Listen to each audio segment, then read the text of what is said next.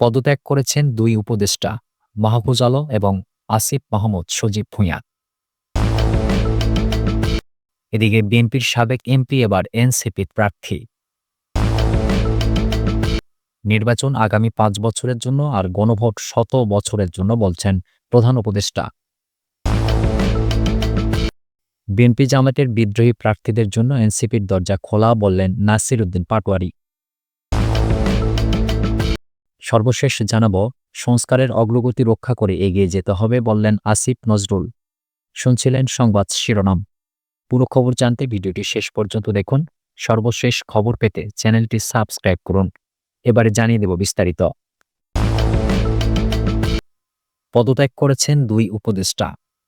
অন্তর্বর্তী সরকারের উপদেষ্টা পরিষদে থাকা দুই ছাত্র প্রতিনিধি মাহফুজ আলম ও আসিফ মাহমুদ সজীব ভূঁইয়া পদত্যাগ করেছেন।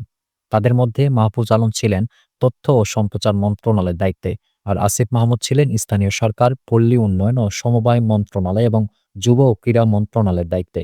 বুধবার প্রধান উপদেষ্টা ডক্টর মোহাম্মদ ইউনূসের সঙ্গে বৈঠক করে তারা পদত্যাগপত্র জমা দেন বলে সরকারের দায়িত্বশীল সূত্র থেকে বিষয়টি নিশ্চিত হওয়া গেছে।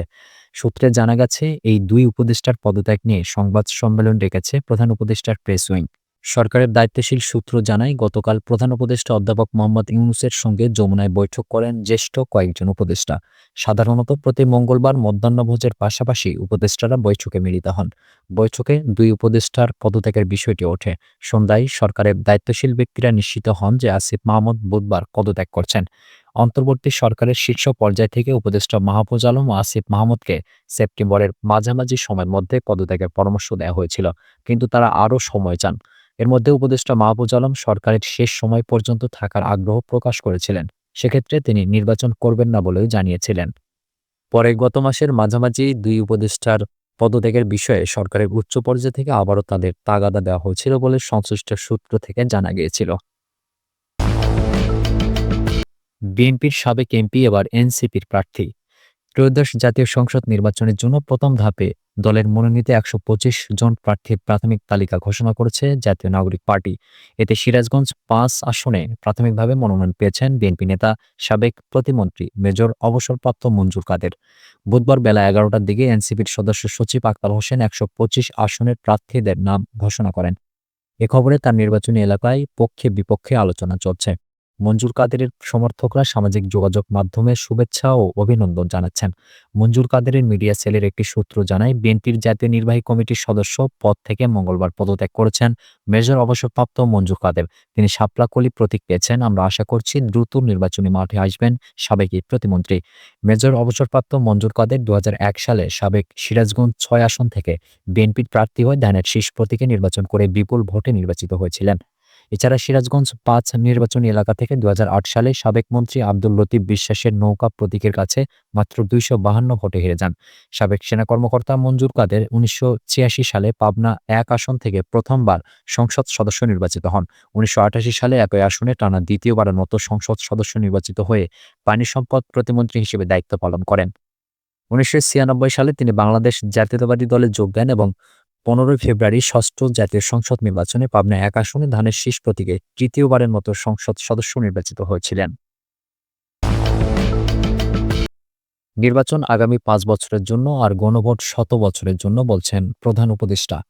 গণ অভ্যুত্থান পরবর্তী আসন্ন জাতীয় নির্বাচনকে নতুন বাংলাদেশ গড়ার সুযোগ হিসেবে বর্ণনা করে প্রধান উপদেষ্টা মোহাম্মদ ইউনূস বলেছেন, এই নির্বাচনকে সুন্দর ও সুষ্ঠুভাবে আয়োজনের মাধ্যমে স্মরণীয় করে রাখতে হবে। বুধবার রাষ্ট্রীয় অতিথি ভবন যমুনা থেকে সারা দেশের উপজেলা নির্বাহী অফিসারদের সঙ্গে ভিডিও কনফারেন্সে নির্বাচনী প্রস্তুতি বিষয়ে দিক নির্দেশনা দিতে গিয়ে তিনি কথা বলেন। এ সময় বিভাগীয় কমিশনার, জেলা প্রশাসক এবং মন্ত্রিপরিষদ বিভাগের কর্মকর্তারা অনলাইনে যুক্ত ছিলেন। প্রধান উপদেষ্টা বলেন, ইতিহাস আমাদের নতুন করে একটি সুযোগ দিয়েছে। অন্য জেনারেশন এই সুযোগ পাবে না। এই সুযোগকে কাজে লাগাতে পারলে আমরা নতুন বাংলাদেশ গড়তে পারব, আর যদি না পারি তাহলে জাতি মুখ থুবড়ে পড়বে। অতীতে হওয়া নির্বাচনগুলোর উদাহরণ টেনে প্রধান উপদেষ্টা বলেন, এর আগেও আমরা নির্বাচন দেখেছি। বিগত আমলে যে নির্বাচনগুলো হয়েছে, যে কোনো সুস্থ মানুষ বলবে এটা নির্বাচন নয়, প্রতারণা হয়েছে। ইউএনএদের তিনি স্মরণ করিয়ে দেন যে আগামী নির্বাচন কেবল একটি প্রশাসনিক দায়িত্ব নয়, বরং একটি ঐতিহাসিক দায়িত্ব। তিনি বলেন, আমরা যদি ভালোভাবে এই দায়িত্বটি পালন করতে পারি, তাহলে আগামী নির্বাচনের দিনটি জনগণের জন্য ঐতিহাসিক হবে। আগামী নির্বাচন ও গণভোট দুটিকেই দেশের ভবিষ্যতের জন্য অত্যন্ত গুরুত্বপূর্ণ উল্লেখ করে মোহাম্মদ ইউনূস বলেন, নির্বাচন আগামী ৫ বছরের জন্য আর গণভোট শত বছরের জন্য। গণভোটের মাধ্যমে দীর্ঘমেয়াদে রাষ্ট্র ব্যবস্থার রূপরেখা পাল্টে দেওয়ার সম্ভাবনার কথা উল্লেখ করে তিনি ভোটারদের সচেতন করার উপর জোর দেন। তিনি বলেন, ভোটারদের বোঝাতে হবে যে আপনার মন ঠিক করে আসুন, হ্যাঁতে দেবেন নাকি নাতে ভোট দেবেন, মন ঠিক করে আসুন। নতুন দায়িত্বপ্রাপ্ত ইউনুদের উদ্দেশ্যে প্রধান উপদেষ্টা বলেন, আপনাদের প্রধান দায়িত্ব হলো একটি শান্তিপূর্ণ ও আনন্দমুখর নির্বাচন আয়োজন করা। তিনি সবাইকে নির্বাচনের আগে প্রতিটি পোলিং স্টেশন পরিদর্শন, সংশ্লিষ্ট পক্ষগুলোর সঙ্গে মতবিনিময় এবং সব ধরনের প্রস্তুতি মূল্যায়নের নির্দেশ দেন।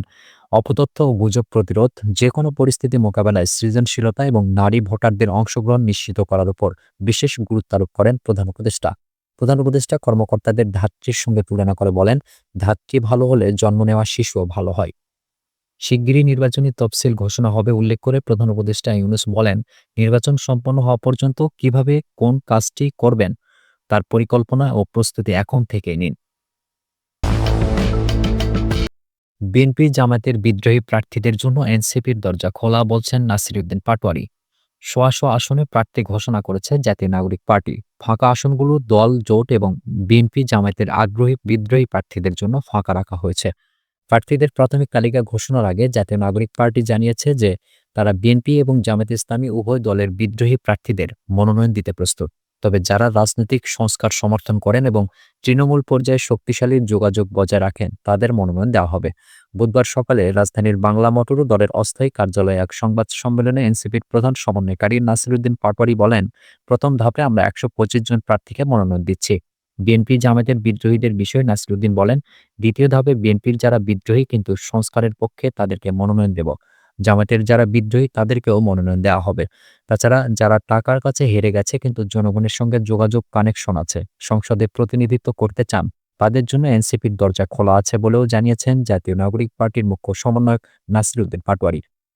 অন্য দলের বিদ্রোহীরা কতজন যোগাযোগ করছেন এমন প্রশ্নের জবাবে নাসিরউদ্দিন পাটোয়ারি বলেন, সংখ্যাটা এই মুহূর্তে বলতে পারছি না, তবে অনেকেই যোগাযোগ করছেন। দেখেন না, মাঠে আগুন জ্বলা বন্ধ হয়েছে মানে যোগাযোগ শুরু হয়েছে। প্রার্থী তালিকা ঘোষণা করেন এনসিপির সদস্য সচিব আফতার হোসেন। সংস্কারের অগ্রগতি রক্ষা করে এগিয়ে যেতে হবে বলছেন আসিফ নজরুল। অন্তর্বর্তী সরকারের আনা সংস্কারগুলোর সুরক্ষা নিশ্চিত করার উপর গুরুত্ব আরোপ করে আইন, বিচার ও সংসদ বিষয়ক মন্ত্রণালয়ের উপদেষ্টা ডক্টর আসিফ নজরুল বলেছেন, ভবিষ্যতের অগ্রযাত্রা অবশ্যই এসব অর্জনের ভিত্তিতেই নির্মিত হতে হবে। বুধবার আন্তর্জাতিক মানবাধিকার দিবস উপলক্ষে হোটেল ইন্টারকন্টিনেন্টালে আয়োজিত এক অনুষ্ঠানে দেওয়া বক্তব্যে তিনি এই কথা বলেন। আসিফ নজরুল বলেন, আমরা যখন সংস্কারের কথা বলি তখন একটি সাধারণ হতাশা দেখা দেয়। পরবর্তী রাজনৈতিক সরকার এলে কি হবে? এসব সংস্কার কি হারিয়ে যাবে? আমি নিশ্চিত করে বলতে পারি, দুটি বিষয় কখনো হারাবে না। অন্তর্বর্তী সরকারের পুনর্বহাল করা তত্ত্বাবধায়ক সরকার ব্যবস্থা এবং সুপ্রিম কোর্ট সচিবালয় প্রতিষ্ঠাকে সম্পন্ন সুরক্ষিত সংস্কার হিসেবে উল্লেখ করে আসিফ নজরুল বলেন, তত্ত্বাবধায়ক ব্যবস্থা সুপ্রিম কোর্টের এক রায়ের মাধ্যমে সুরক্ষিত। এটি বাতিল হওয়ার কোনো সম্ভাবনাই নেই। সুপ্রিম কোর্ট সচিবালয়ের প্রসঙ্গে তিনি বলেন, এ আইনটির অভিভাবক হিসেবে কাজ করবে সুপ্রিম কোর্ট নিজেই। আমি বিশ্বাস করি না যে কোনো সরকার এসব সংস্কার প্রত্যাহারের চিন্তাও করবে। এই দুটি উপাদান মৌলিক, আমাদের তত্ত্বাবধায়ক সরকার থাকবে আর আমাদের স্বাধীন বিচার ব্যবস্থা থাকবে। এ দুটো একসঙ্গে মানবাধিকার অগ্রগতি বড় নিশ্চয়তা প্রদান করে। আসিফ নজরুল আরও বলেন, সরকার কিছু কম চ্যালেঞ্জিং আইনও প্রণয়ন করেছে যা ইতিমধ্যেই জনগণের উপকারে আসতে শুরু করেছে। এ পর্যন্ত অর্জিত সংস্কারগুলোকে স্বীকৃতি দেওয়ার জন্য তিনি জনগণের প্রতি আহ্বান জানিয়ে বলেন, অনুগ্রহ করে আমরা যা সত্যিকার অর্থ অর্জন করেছি এবং তা মূল্যায়ন করুন। আর যেগুলো করতে পারেনি সেগুলোর পেছনে সীমাবদ্ধতাগুলো বোঝার চেষ্টা করুন।